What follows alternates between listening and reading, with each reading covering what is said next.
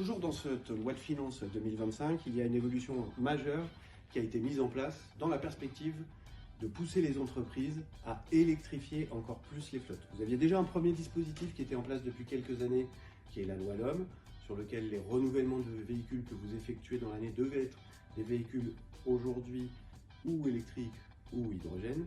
Et en fait, c'était insuffisant pour faire avancer les entreprises dans l'électrification de votre flotte.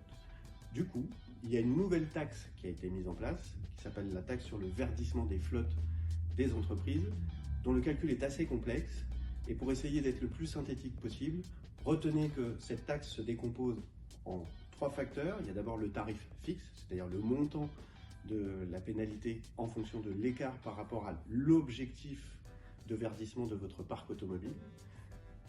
Un facteur d'écart, donc qui est un pourcentage qui va évoluer chaque année. Cette année, on va démarrer avec un facteur d'écart à 15%, mais l'année prochaine, ce sera 18% et ainsi de suite.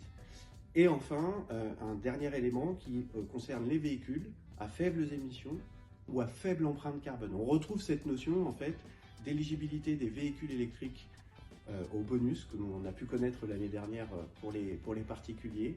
Et en fait, là, l'idée, c'est de regarder en début d'exercice quels sont les véhicules à faibles émissions ou à faible empreinte carbone, de déterminer une cible pour les entreprises d'ici la fin de l'année, qui tiendra compte du nombre de mois où les véhicules auront été mis à la route.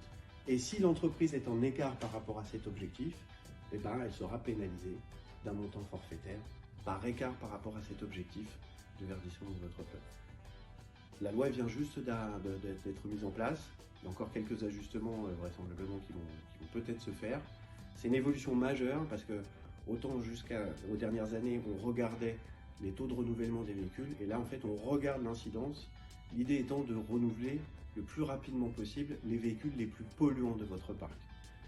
Nous sommes là pour vous aider et vous conseiller sur l'ensemble du dispositif fiscal. Le verdissement est clairement une nouvelle notion que nous devons tous intégrer dans le cadre de la gestion de parc automobile, mais les équipes Aligio Auto sont bien là pour vous accompagner sur ce sujet également.